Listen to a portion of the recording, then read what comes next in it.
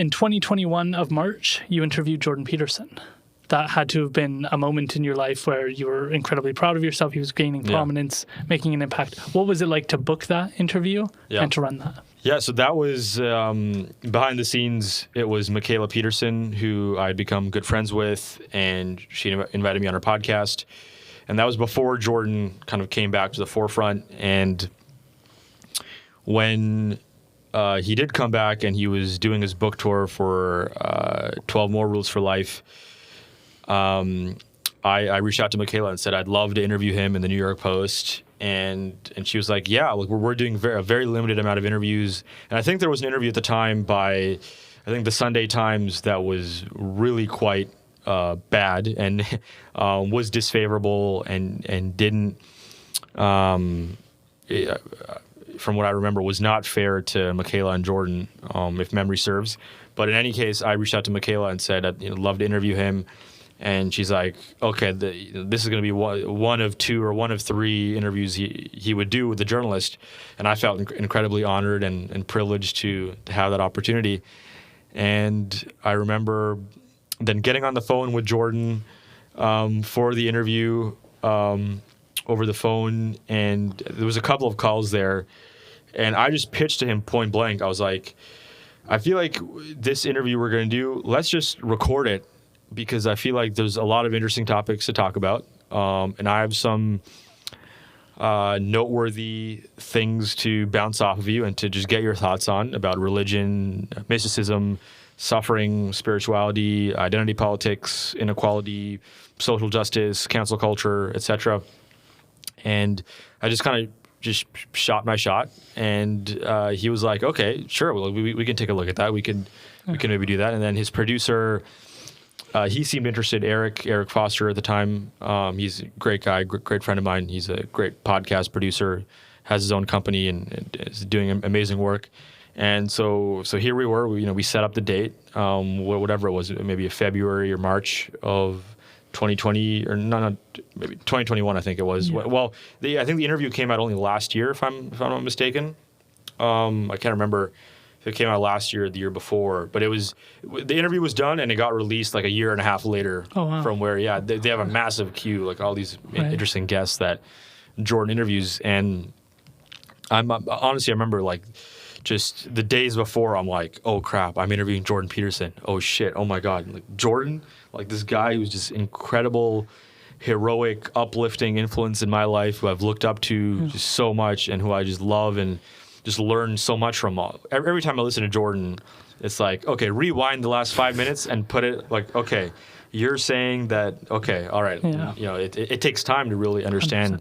What he says, because he thinks on a really multidimensional 5D level, where it's like he's painting this incredible portrait of just this collage of diverse, interesting, complex, and just sometimes tangentially related ideas across, religion, philosophy, mysticism, psychedelics, political science, etc. And it's just a pleasure to see his mind work in real time and to see how he thinks about these things on a very deep, intuitive level. And so find myself looking at him like, oh, hey, Jordan, what's up? And it was just like, it was such a crazy moment for me, because I'm like, this guy I look up to so much, we're about to have a conversation. And I was fairly nervous before, and I was like, oh my God, like, am I going to do a good job at this, or am I going to suck, or what if he doesn't like me?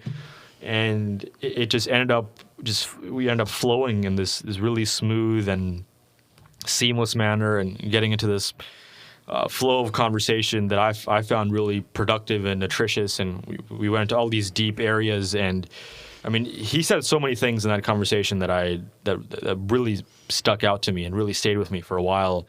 And on one level, it was just great to hear him, get a bit of reassurance for where I was at, because he at one point said, like, why am I talking to you? It's like we were talking about identity politics and racial privilege and disadvantage, and he was like, why am I talking to you right now? It's like, not because you're this brown Sikh guy that I want to get diversity points from, or because I just have to do this, but because you're an interesting young guy. I think he said you're an interesting, bright character, and I want to hear what you have to say. And I was like, oh shit, all right. I'll take that. I'll take that. I'll put that up on my wall and just remember that as a great quote. Take it to my grave. But we got into this flow, and I mean, he, again, the way he thinks, it's like, wow, he's really able to weave across different domains of philosophy and science and religion and economics and in a way that I think is unique to him and very difficult to do, to this kind of juggling act of putting all these ideas together and, you know, doing this creating this incredible collage of like, oh, lobsters and Narnia and Harry Potter and psychology and Jesus and fucking DMT. It's like, wait, what? What did you just say, man? Like, it's truly an art. And so when we were talking, one thing he said in particular, when I asked him about religion and the decline of religious interest and, you know, religious affiliations among Gen Z, and this kind of itch, this thirst for spirituality and for connection with divinity, and the importance of that in our lives, I asked him about it and about why he thinks it's necessary and important to living a good, meaningful life.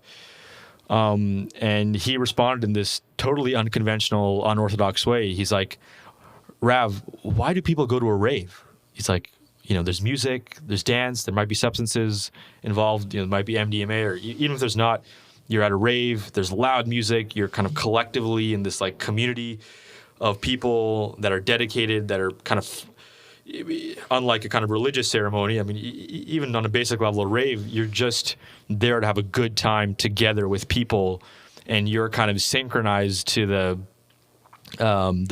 rhythm of the music, and you're experiencing this like collective ecstasy, again, with actual ecstasy or not, it doesn't matter, but you're having this powerful experience that is spiritual at its foundational level. I mean, you see like all the fanfare around the Taylor Swift Eras tour. It's like what she's doing is a form of religiosity in the sense that it taps into something so deep, so deeply wired in our DNA for connecting with others and for coming together and for singing these anthems, these you know, in Taylor Swift's case, I mean, I thought her last album, Midnights, was absolutely fantastic, and then just I think her best album out of all albums that she's created, and I was just stunned by all these songs about heartbreak and human emotion and about self-identity and interacting with other people. It's like those ideas and those experiences, good or bad, in her songs, people are coming to the Eras tour prepared and in this sort of collective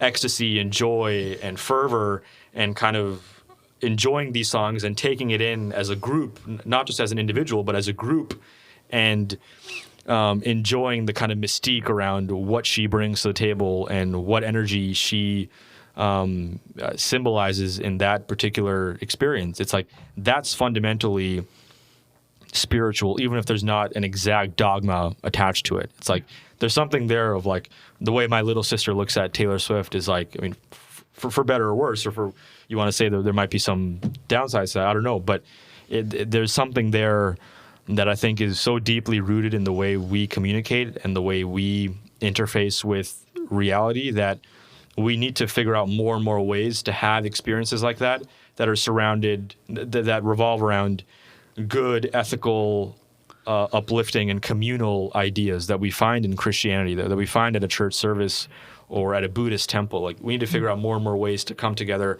across religious and political boundaries and acknowledge our common humanity and connect on this deeply intrinsic, indivisible, unified level of us as a collective consciousness that is all in it together, to use the tired cliche, that is trying to figure out what to do and how to make sense of reality in this limited time of whatever, 60, 70, 80, 90 years, you know, at best, you know, for the healthiest of us. Yeah.